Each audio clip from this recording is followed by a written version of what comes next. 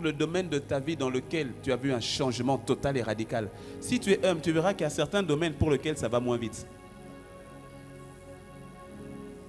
Heureusement que Jésus ne t'accuse pas par rapport à ces domaines-là.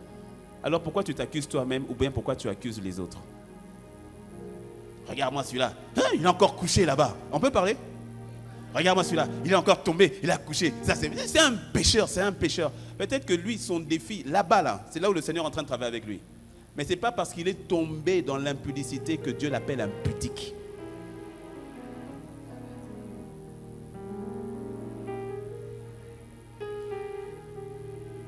Et quelqu'un m'a dit, mais pasteur, si tu dis ça, tu es en train d'encourager à l'impudicité. Si tu comprends ça, c'est que jusqu'à présent, tu n'as pas compris tout ce que je suis en train de dire.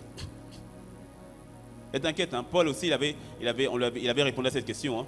Il a dit, alors, que ferais-je? Si la grâce a abondé, alors que ferais-je? Voudrait-il dire qu'il faille que je pêche afin que la grâce abonde plus? Paul lui-même, il dit, mais loin de là, toi aussi. Il dit, mais comment pêcherais-je encore alors que je suis mort au péché? Ça n'a aucun sens. Ça n'a aucun sens. Pourquoi est-ce que tu veux me ramener dans ma nature de pécheur puisque je suis mort à cette nature? Je suis dans une nature nouvelle. Donc la question n'est même plus là. Toute personne qui a la mentalité de dire « Ah, maintenant, je peux pécher comme je veux », c'est que la personne n'est pas encore sauvée. Je te dis la vérité. Je te dis la vérité. C'est que la personne n'est pas encore sauvée. Elle a été sauvée mentalement. Parce que lorsque tu es véritablement né de nouveau, tu sais que cette nature n'est plus la tienne. Même s'il t'arrive de pécher, ça ne fait plus de toi un pécheur. Et tu grandis dans la vie nouvelle. Et c'est ainsi que, mais grandir dans cette vie nouvelle, comment être libéré du péché? Ce n'est pas simplement, ce n'est pas en restant sur le péché que tu as fait. C'est en disant, ok, je suis saint parce que Dieu a fait de moi saint. Je suis saint. Quand je tombe, je dis non, je suis saint parce que Dieu a fait de moi. Et quand je tombe, je dis non, je suis saint parce que Dieu a fait de moi quelqu'un de saint. Et tu restes focus là-dessus. La marche est longue. Faut te relever. Ne laisse pas l'accusateur venir te dire c'est fini maintenant et tout. Relève-toi. Ne laisse pas l'accusateur te dire ta vie est terminée, toi tu es quelqu'un de mauvais et tout. N'accepte pas. Relève-toi, c'est moi qui fais en toi. Relève-toi. En anglais on dit your mess will become your message and your test will become your testimony. Tes erreurs deviendront ton message et tes épreuves deviendront ton témoignage. Dis-moi un bon amen. Relève-toi. Relève-toi. Vois-toi comme Dieu te voit, ne te condamne plus. Sois libéré de la conscience de condamnation. Cette femme prise en flagrant délit d'adultère. On ne sait pas où était l'homme. Mais en tout cas, la femme, on l'a attrapée. Ah, les hommes, c'est compliqué cette histoire-là. On a attrapé la femme et on la met devant les hommes. On la met devant les hommes. On dit, Moïse nous a dit, il faut lapider une femme comme ça. Ils étaient chauds. Même les enfants. La Bible dit, il y avait même des enfants. Les enfants là, tu fais quoi là? Ils sont là avec les pierres. On l'a attrapée en flagrant délit d'adultère. Ça veut dire qu'elle était quasiment à moitié nue. On a dû mettre seulement un drap, quelque chose et tout. On la met là. Toute humiliation, tout le village, tout le monde est au courant. Et puis on vient et on l'emmène devant qui? On l'emmène devant le Seigneur. Donc, Seigneur, applique la loi. Il faut la lapider. Moïse a dit, telle situation, il faut la lapider. Toi, qu'est-ce que tu dis? C'était un piège. Jésus ne dit rien.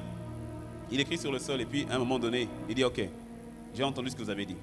On va la condamner. Mais, celui qui va la condamner, il faut que c'est celui qui ait le pouvoir de la condamner. Suis-moi bien, j'ai fini. Que celui qui la condamne, que ce soit celui qui ait le pouvoir, le droit de la condamner. Ça veut dire que ça doit être quelqu'un qui, lui, n'est pas condamnable. Donc, que celui d'entre vous qui n'a jamais péché, lui jette la première pierre. Un autre, regarde, personne n'est au courant, mais tu as tué quelqu'un. Eux-mêmes. Chacun déposé sa pierre. Et puis appelez jusqu'aux plus jeunes. Donc, il y avait des jeunes qui étaient là de 8 ans. Ah, j'avais volé les bonbons de maman là. Ah. Ils sont partis. Et la Bible dit, l'histoire est dans Jean 8. Et la Bible dit, et Jésus leva les yeux et il n'y avait devant lui plus que la femme. Et j'aime la question. Il dit, mais où sont ceux-là qui te condamnait. Et puis la femme, à mon avis, elle levait la tête par terre en attendant la première pierre. Puis elle se lève. Mets-toi à la place de la femme, elle était en train d'aller mourir. Elle était sur le point de mourir. Parce que toi et moi, on connaît la fin de l'histoire. Mais avant elle, beaucoup sont passés par les pierres, ils sont mortes. Donc elle savait que là, maintenant, c'est mon tour. Elle a vraiment eu la grâce. Jésus était dans les parages. Et regarde ce que Jésus dit. Hein? Elle pose la question, où sont ceux qui te condamnaient? Et puis elle lève les yeux, et puis elle regarde, ils ne sont pas là, ils sont partis. Et Jésus de dire, moi non plus, je ne te condamne pas. Ça, c'est la miséricorde.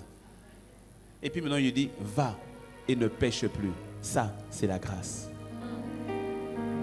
Parce que la grâce te donne la capacité de vivre la vie de Dieu qui est en toi.